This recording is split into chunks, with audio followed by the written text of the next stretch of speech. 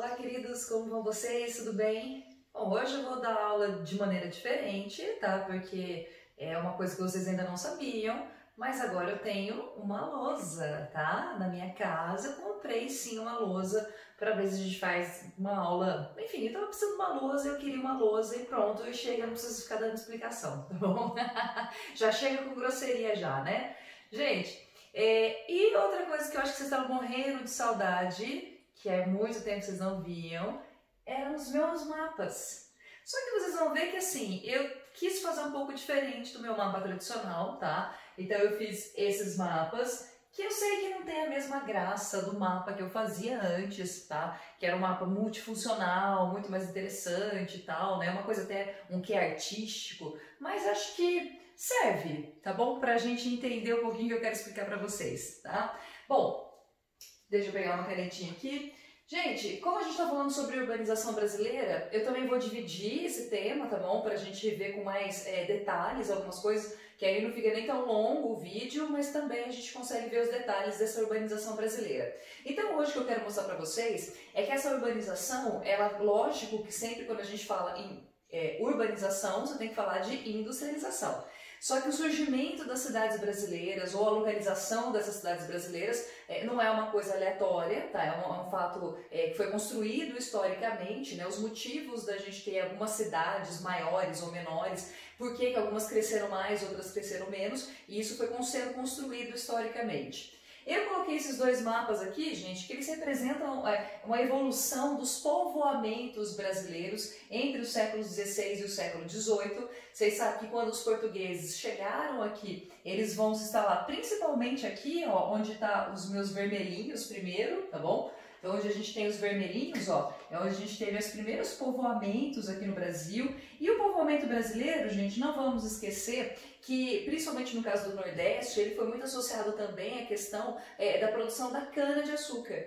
Por que os portugueses optaram por produzir cana-de-açúcar? Primeiro, porque o mercado internacional estava em alta naquele período daquele produto, né? Então por isso a opção, mas também porque eles precisavam ocupar o território brasileiro, já que eles tinham uma extensão de terra muito grande, não era tudo isso, porque a gente tinha o Tratado de Tordesilhas aqui, mas já era uma extensão de terras muito grandes, e aí a gente precisava de algo para você ter uma ocupação no território. Por isso a gente fez a opção, né? Os portugueses fizeram a opção para que a gente tivesse a cana. Porém, gente, com o passar do tempo, a gente vai tendo outras ocupações, tá? Então, a gente vai tendo outras áreas aqui no Brasil sendo ocupadas entre esse período aqui, e depois a gente vai começar a ter vários ciclos econômicos. Eu não coloquei aqui todos os ciclos, vocês vão ver, por exemplo, que a gente não tem o ciclo do café, a gente não tem o ciclo da borracha, né? Que teve, aliás, mais de um ciclo econômico, mas só para vocês entenderem um pouquinho como também esses ciclos ajudaram para que a gente tivesse esse povoamento. E aí nós temos não só essa ocupação que já existia da área litorânea do Brasil, e aliás a área litorânea brasileira continua sendo a área mais ocupada do Brasil, né? É onde a gente tem a maior parte das cidades, algumas delas muito grandes, Rio de Janeiro, por exemplo, Salvador um pouquinho mais adiante, mais para o Nordeste. Porém, a gente, por conta desses ciclos econômicos, esse povoamento ele vai se interiorizando, ou seja, ele vai indo cada vez mais para o interior. Então, cada vez mais, nós vamos abandonando os portugueses, eles vão abandonando essas áreas litorâneas e eles vão para áreas cada vez mais no interior do país. O que ajuda, por exemplo, lá na região norte, não chega a ser um grande povoamento, mas a gente vai ter as drogas do sertão, tá? Que aí vão seguir principalmente pelo caminho do próprio Rio Amazonas, né? Que serve como se fosse uma via expressa ali para você chegar nos lugares nessa área.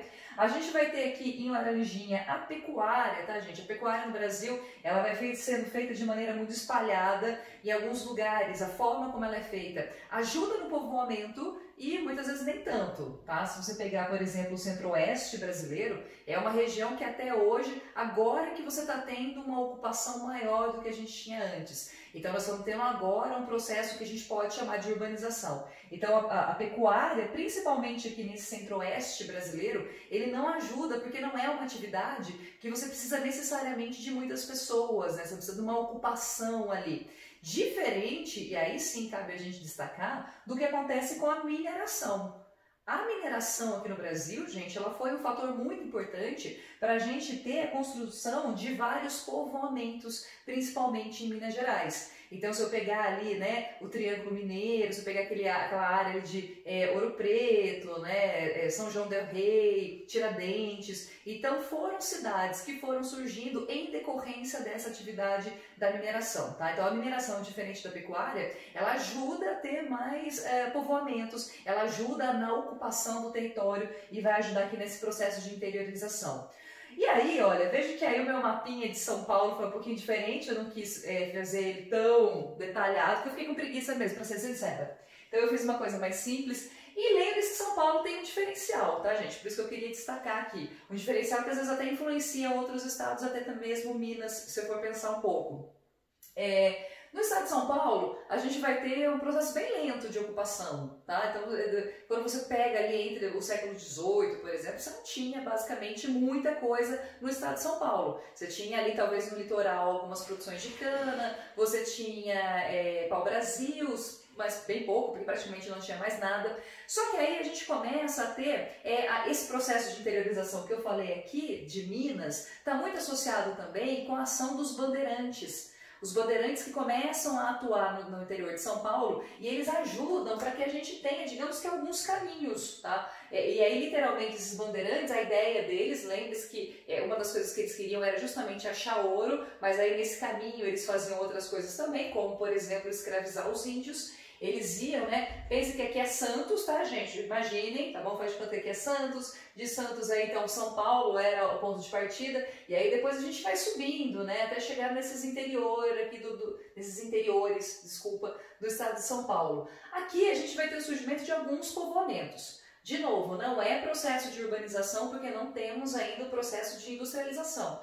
Mas já surge aqui, gente, a possibilidade da gente ter alguns povoamentos. Campinas, se eu pensar mesmo em outras cidades menores ali do interior paulista, tá? Surgem por conta desses bandeirantes. Depois eles acabam subindo e é graças a eles que a gente vai ter também a descoberta do ouro e daí vem a mineração. Então, por conta dessa interiorização que começa com os bandeirantes, a gente é capaz então de concretizar esses povoamentos no interior de São Paulo e também em Minas Gerais.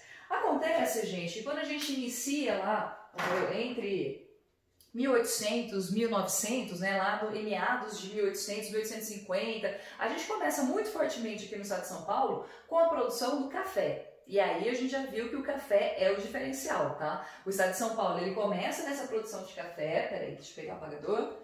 Ele começa com a produção de café, essa produção de café, ela vai cada vez de novo mais para o interior do estado, então lentamente a gente vai pegando várias regiões, né? A produção de café ela vai se expandindo por várias áreas, só que, olha, parece uma mãozinha de 3 dedos.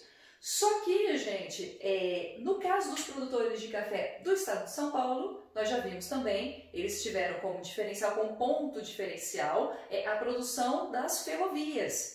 E as ferrovias, elas vão servir como um ponto de, digamos, de criação de uma certa fluidez, de um dinamismo maior no estado de São Paulo. Isso permitiu que esses povoamentos que já existiam aqui no interior ficassem, digamos que, com uma possibilidade de ter mais fluxos. E tendo mais fluxos, eles têm mais possibilidades de crescimento, tá? Então, quando a gente tem o processo de industrialização, São Paulo já tinha muito mais alguns centros de cidades, né? Algumas cidades um pouquinho maiores, ou talvez até um pouco mais desenvolvidas, do que a gente tem em outros estados. São Paulo mesmo, além da questão de você formou as ferrovias permitiram com que você tivesse acumulação de capital. Essa acumulação de capital permite que você faça um investimento. Os grandes cafeicultores, ao invés de investir no café, começaram a investir também em pequenas indústrias. A gente teve a vinda dos imigrantes italianos para trabalhar nas fazendas de café. Esses imigrantes italianos também, né, tinham uma expertise maior nessas indústrias que estavam nascendo, foram trabalhar, alguns ajudaram a fundar essas indústrias e isso permitiu que São Paulo, mesmo antes da industrialização que nós tivemos no país, ela já fosse um centro nervoso ali de uma economia. Claro que a economia brasileira continua sendo agroexportadora, mas aqui a gente tem, digamos que, os embriões para a gente ter esse processo de industrialização, como nós vimos lá no semestre passado, tá? Porém, gente, é inegável que a urbanização mesmo vai se associar com as políticas que nós tivemos de alguns presidentes. Então a gente teve o Vargas ele inicia principalmente com as construções daquelas grandes estatais, né? Você vai ter a Petrobras, você vai ter a Companhia Siderúrgica Nacional, e isso ajuda então nesse processo. Por que ele escolhe essas companhias? Por que você escolhe essas grandes empresas estatais e empresas que a gente considera como setor pesado, né? Essas empresas, gente, elas produzem produtos que vão ser usados por outras empresas. Então, na verdade, o que ele faz ali é construir, mais ou menos em meados de 1950, a gente começa então a ter, digamos que, a fundação para esse processo de industrialização, que depois vai crescer com o JK, tá? Juscelino Kubitschek, lembra-se que ele faz o plano de metas, ele faz uma série de políticas voltadas para esse processo de industrialização. Ele acaba sendo pioneiro no Brasil para acabar chamando as grandes empresas multinacionais, eu até escrevi aqui, não sei se dá para vocês lerem, as multinacionais, mas nós temos que lembrar, gente, que não é qualquer multinacional. As multinacionais que vieram aqui para o Brasil foram do setor principalmente automobilístico. Então a gente teve a GM vindo para cá, a gente teve a Ford vindo para cá. E aí imagina, você é uma grande empresa, tá? Você tem uma grande multinacional. Você está lá, sei lá, nos Estados Unidos, na Alemanha, e aí você tem a opção para vir para o Brasil, esse território gigantesco. Só que nesse território gigantesco é um território que ainda é disfuncional. Por que ele é disfuncional? Porque você tem alguns lugares que tem muita gente, lugares que já tem cidades, lugares que já tem algumas empresas e outros lugares, gente, que não tem nada, tá? Pensa no grande território nacional que nós temos. Então essas empresas, elas já optaram por ir, né, por se encaminhar, por se instalar em locais que já tinham um certo dinamismo. E aí a gente cai onde? A gente cai em São Paulo, aí a gente cai também em Rio de Janeiro, né, um pouquinho mais para cá, ó, a gente tem Rio de Janeiro, que era, né, até um tempo, ele foi capital do Brasil, né, até JK, ele era capital do Brasil. Então, por isso essas empresas, elas fazem a opção para ficar nesse eixo aqui, né, entre São Paulo, principalmente, mas aí a gente tem também Minas Gerais e Rio de Janeiro, tá? Então, por isso que aqui acaba sendo o centro nervoso dessas multinacionais. Aqui vai concentrar a grande economia industrial nascente ali no Brasil. E se você tem industrialização, automaticamente você tem urbanização. Essas empresas, elas não vão se colocar em qualquer lugar, elas vão nas cidades no primeiro momento. Hoje não, mas naquele momento elas iam para as cidades. Por que nas cidades? Vamos relembrar. Nas áreas urbanas você tem pessoas, então é mercado consumidor, você tem mão de obra, que são os trabalhadores, você tem as estradas, você tem uma facilidade de acesso de energia, de água, que são todas coisas fundamentais para você ter na empresa, tá? Ou numa indústria. Então é por isso que essas empresas, a priori, né, no primeiro momento, se instalam em áreas urbanas. Gente, se você tem ali empresa vindo, né, grandes multinacionais enormes vindo, isso vai atrair muitas pessoas para essa região ali do Sudeste. São Paulo, Rio de Janeiro, Minas Gerais um pouco menos, mas principalmente São Paulo. E aí, junto, depois que vem as grandes empresas, você começa a ter também o quê? As migrações. Que migração? Que gente que vem para a cidade? Que pessoas que vêm da cidade? Nós vamos ter o êxodo rural das pessoas, muitas delas saem das áreas rurais e se encaminham para as áreas urbanas. A gente já viu isso nos países ricos, aconteceu isso também, tá? Então você tem o êxodo rural, as pessoas abandonam o campo para ir trabalhar nas cidades, porque você tem mais opção, porque você tem mais diversidade de tipos de trabalho diferente, ou mesmo possibilidades de empregos diferentes.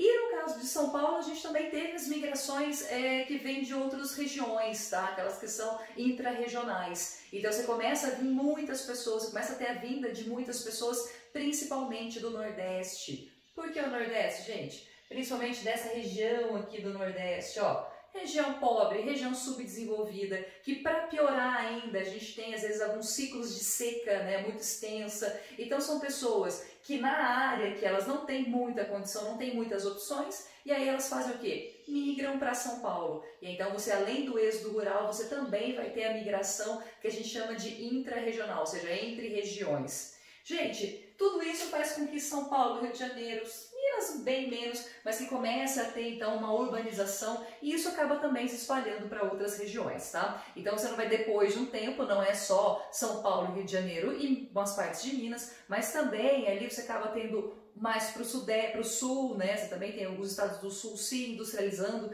então sofrendo esse processo de urbanização. Se a gente for mais para o nordeste, várias capitais, é o caso de Fortaleza, por exemplo, Salvador, que aliás, Salvador, gente, não é só carnaval, tá? Salvador tem uma rede industrial ali enorme, o Recôncavo Baiano, por exemplo, você tem áreas ali de indústrias muito específicas do setor de petróleo. Então esse processo de industrialização também causa a urbanização do Brasil, tá?